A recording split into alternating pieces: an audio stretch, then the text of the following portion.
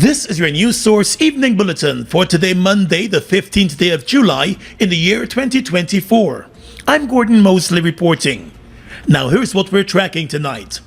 The government of Guyana, through the Ministerial Task Force on Trafficking in Persons, is moving to effectively implement the new Combating of Trafficking in Persons Act, which lays the foundation for the implementation of a number of new measures to protect the rights of individuals and prevent and combat trafficking of persons within or across the borders of Guyana.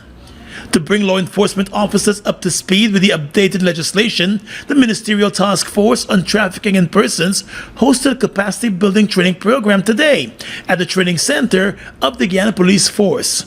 Minister of Human Services and Social Security, Dr. Vindya Prasad, said while Guyana has made remarkable strides in combating human trafficking and has maintained a U.S. Tier 1 ranking for 8 consecutive years, the country continues to take steps to address the global scourge. One of the big things in the Act is the area of restitution, compensation. This was something as a country that we struggled with. In the last 2 years, we saw movement from 1 to at least 5 persons in court who would benefit from restitution. Now it is no longer discretionary. It is enshrined in the legislation, and persons who suffer from the heinous act of trafficking must obtain restitution and compensation. Under the new legislation, anyone who engages in human trafficking is liable in summary conviction to imprisonment for 5 years. However, conviction on an indictment carries a penalty of life imprisonment. In both instances, the person's property can be forfeited and restitution to the victim can be ordered. Minister Prasad said it was important for law enforcement officers to be acquainted with the laws to allow for effective implementation. Meanwhile, Minister of Home Affairs Robeson Ben, who co-chairs the Ministerial Task Force along with Minister Prasad, while acknowledging the progress made by Guyana in maintaining that Tier 1 ranking, said the country still has a far way to go. I identify with and I am elated again that we are accorded Tier 1 status through the United States in relation to the question of human trafficking. Human trafficking is an invidious manifestation not only of transnational organized crime, but also of our failings nationally in relation to the problem of the exploitation of women and children, and also men. We may believe that we are doing extremely well on this issue, and I'm glad that there's a belief somehow that there is significant improvement. I know that there's significant improvement through the ministry itself. We have been very activists out in the field in respect of this particular issue, and I have to thank Daniel Griffith, who has been showing particularly activist leadership in respect of this matter. But there is a far way to go. Minister Ben said on the national front there are issues relating to exploitation, prostitution in the mining districts and in the city, smuggling and other forms of modern-day slavery that must be addressed. He also said these issues, along with those posed by forced migration, cannot be divorced from human trafficking. The Home Affairs Minister said it is important for the National Task Force and other supporting agencies to increase their footprints, particularly in areas that can be considered breeding grounds for human trafficking. In the latest Trafficking in Persons report, the U.S. State Department noted the successes recorded in tackling the problem in Guyana, but also called for more action to address the challenges. More news coming up in just a moment.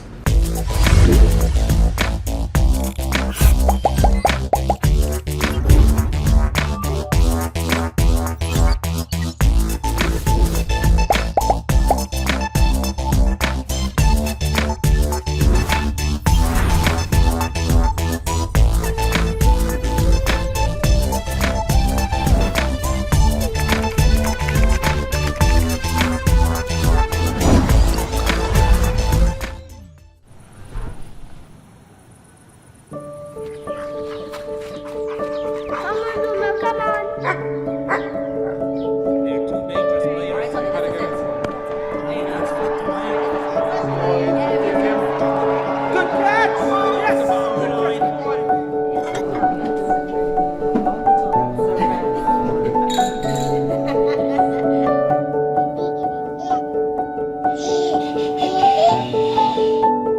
Your own home is so much more than just four walls, floors, and ceilings. It's a lifetime of great memories and stories. Come talk to us and start your journey home today. Republic Bank. We're the one for you.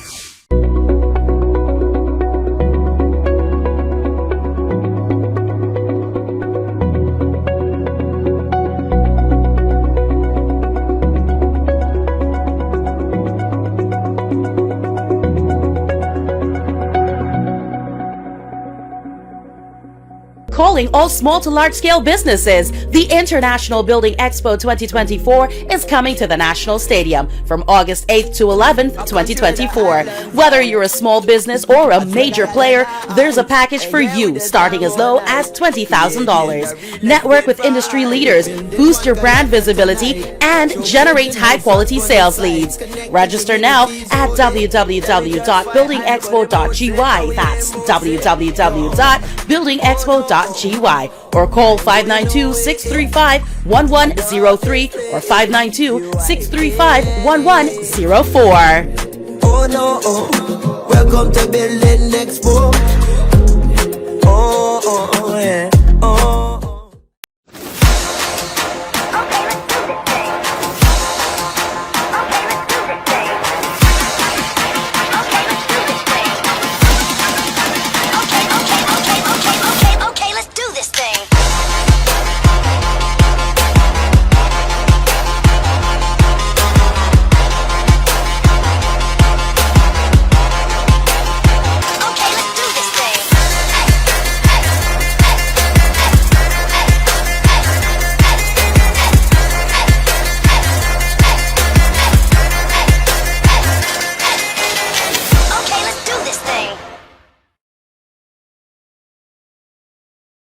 As questions continue to swirl over Natural Resources Minister Vikram Bharat being met by U.S. federal agents during his arrival in New York last Thursday, the U.S. Embassy has indicated that the minister met with the U.S. authorities, but was not questioned nor detained.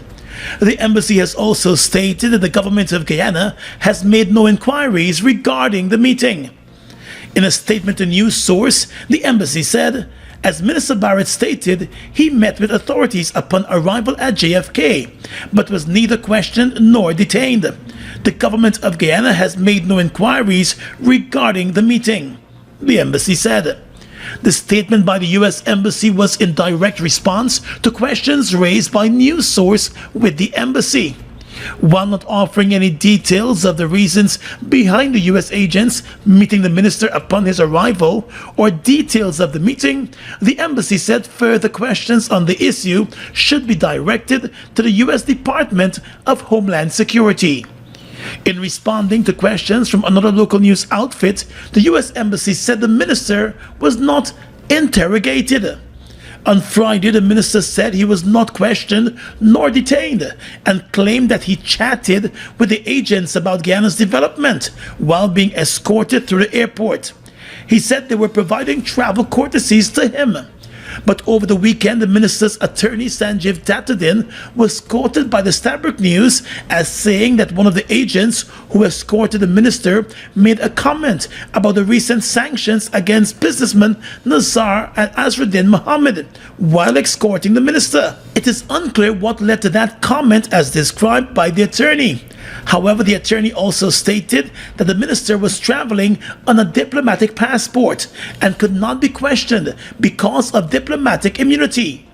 Now, diplomatic immunity is not extended to all holders of diplomatic passports and is usually reserved for accredited diplomatic representatives serving in a country.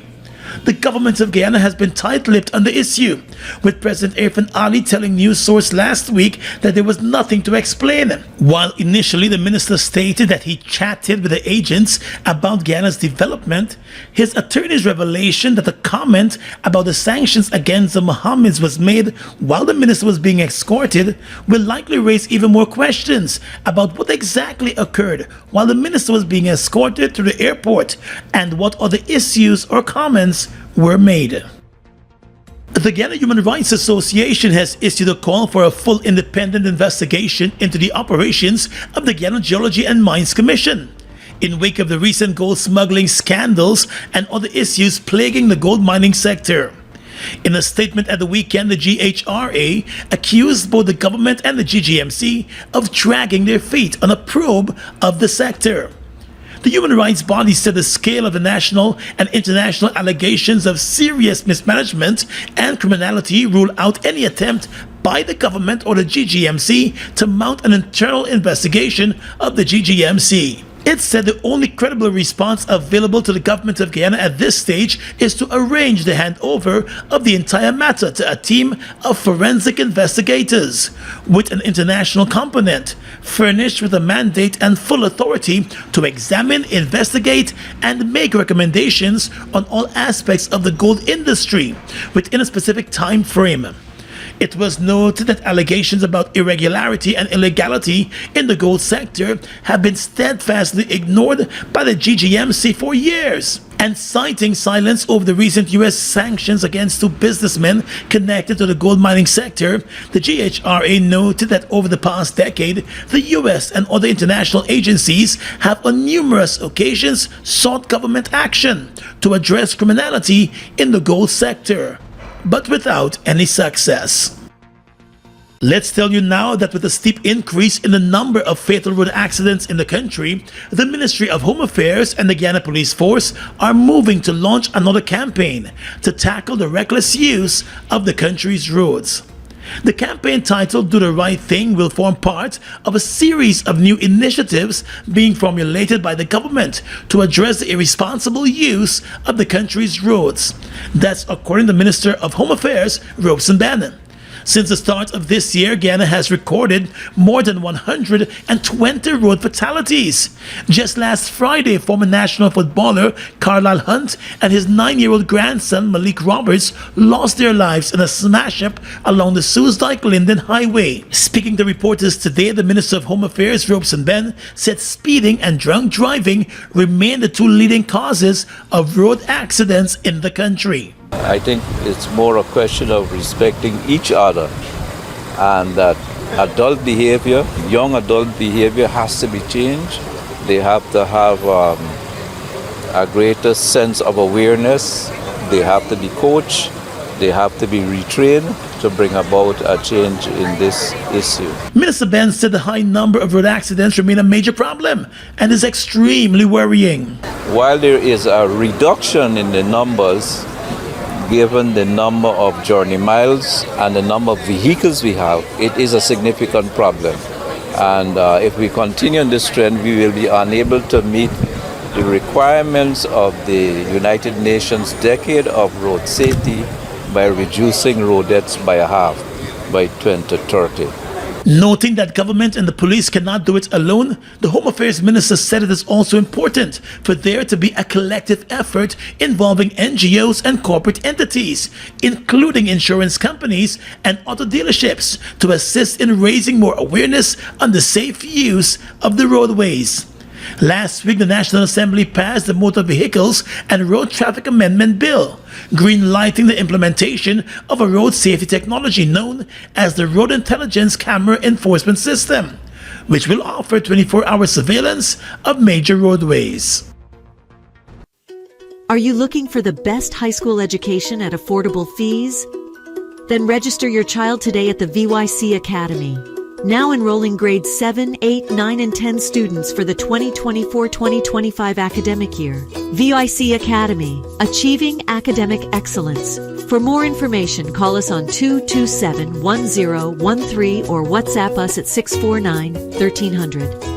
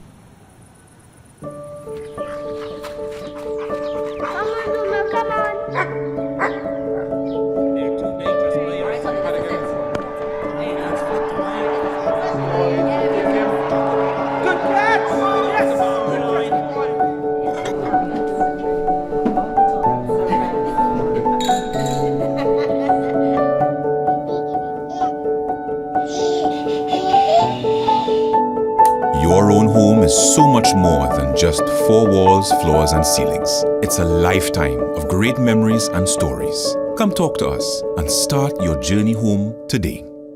Republic Bank, we're the one for you. Bust the flavors. We're full of flavors.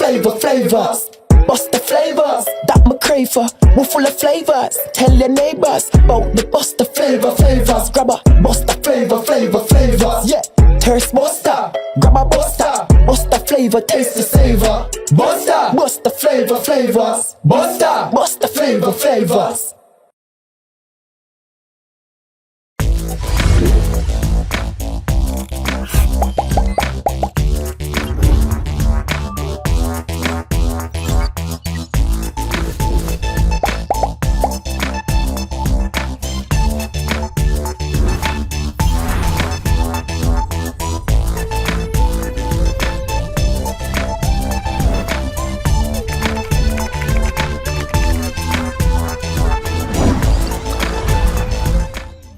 Vice President Bara Jagdeo has put to rest speculations that the country might be heading to early elections. At his recent press conference last Thursday, Mr. Jagdeo said next year's national elections will take place in the last quarter of 2025. Elections are constitutionally due next year, but opposition political parties have been speculating that the government appears to be setting the stage for early elections. Mr. Jagdeo said there are no such plans. Elections are going to be held towards the end of next year. It's October, November 2025. So all of those who are trying to stir Nigel Hughes, I heard, said, oh, there'll be early elections. It's just like a bunch of nonsense. According to the Vice President, the government's intensified public outreach efforts are not an indication of early elections, but represent a move to make the government more accessible to the people.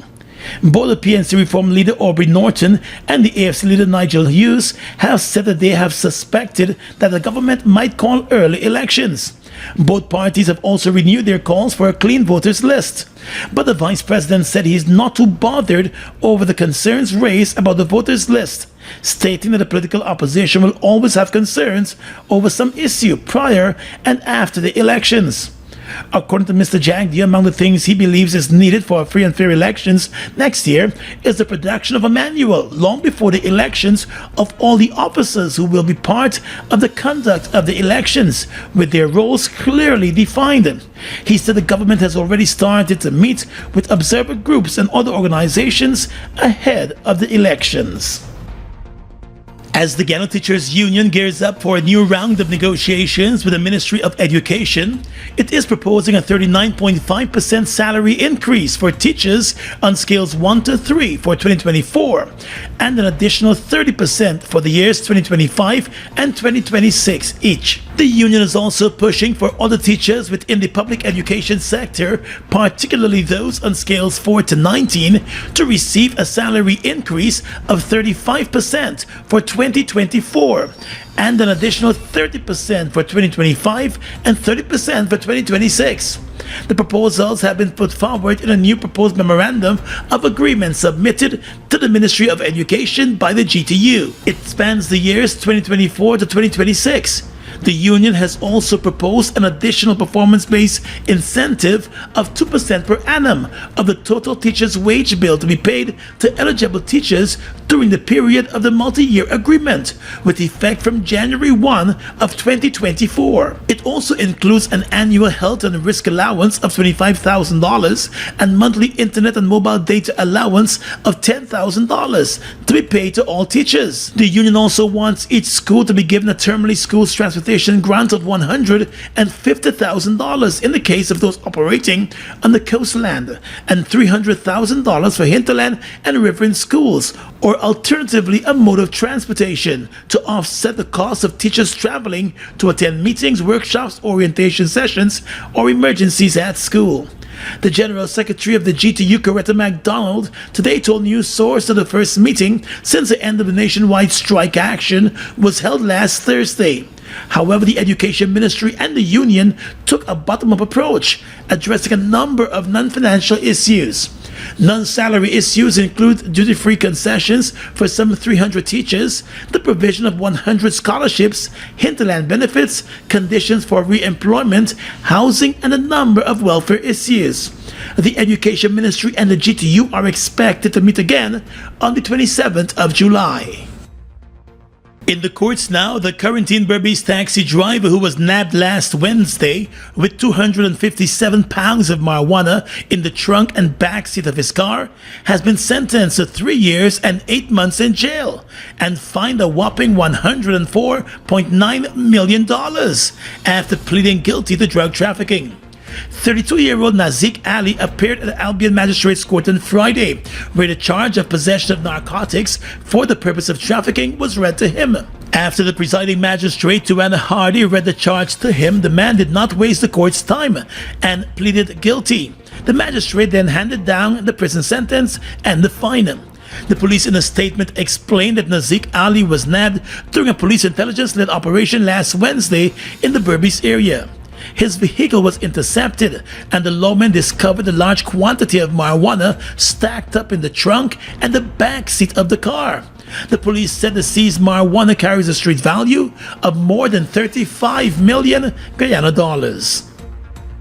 Calling all small to large scale businesses. The International Building Expo 2024 is coming to the National Stadium from August 8th to 11th, 2024. Whether you're a small business or a major player, there's a package for you starting as low as $20,000. Network with industry leaders, boost your brand visibility, and generate high quality sales leads. Register now at www.buildingexpo.gy. That's www.buildingexpo.gy. Or call 592-635-1103 or 592-635-1104. Oh no, welcome to Building Expo. Yeah.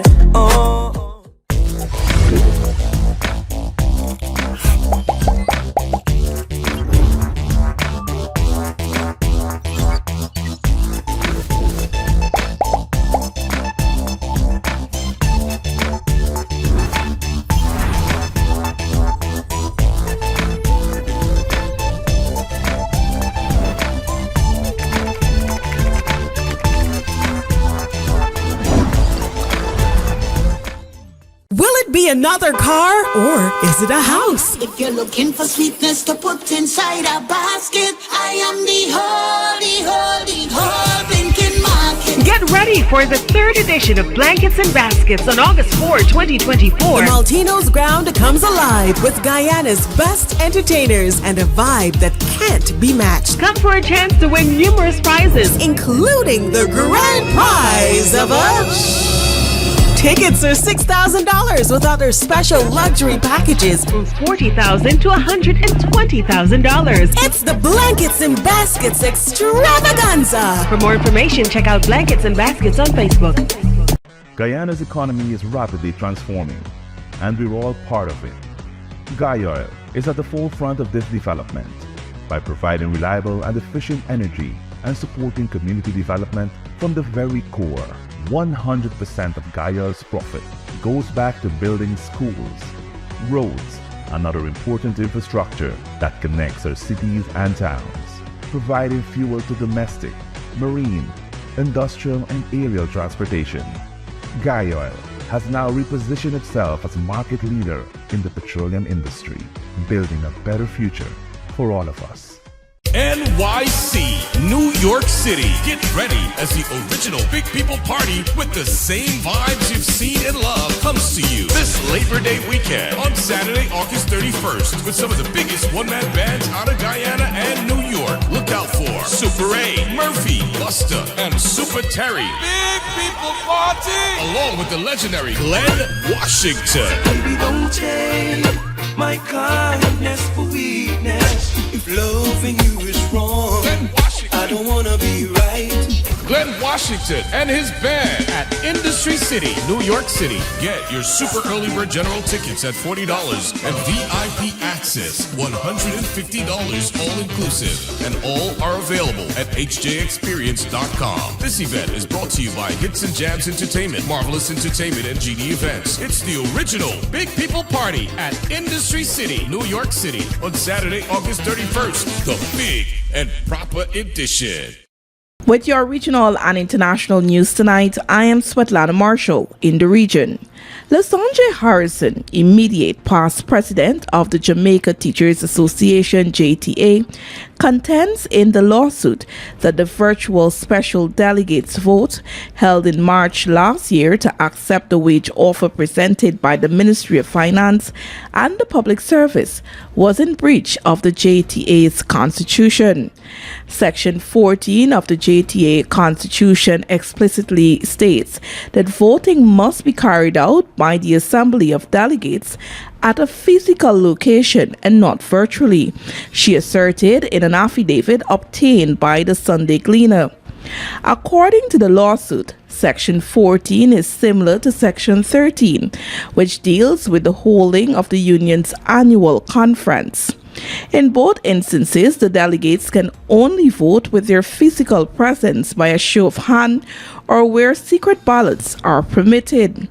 The claimant therefore contends that the acceptance of the present salary package given to members of the JTA is void on the basis that the JTA was not properly constituted in carrying out the vote to accept the government's offer. The virtual conference where delegates voted to accept the government's wage offer was chaired by Harrison in her capacity as JTA president at the time, according to members of the executive. She acknowledged in the lawsuit that it was her proposal for the conference to be convened online, but said this was based on advice from the Secretariat. Harrison noted too that online meetings and conferences was the practice throughout because of the COVID-19 pandemic. Let's tell you now that Trinidad's bloodbath and mayhem continued following a triple murder outside Pizza Boy's restaurant, bringing the killings from Friday evening to Saturday the 15th.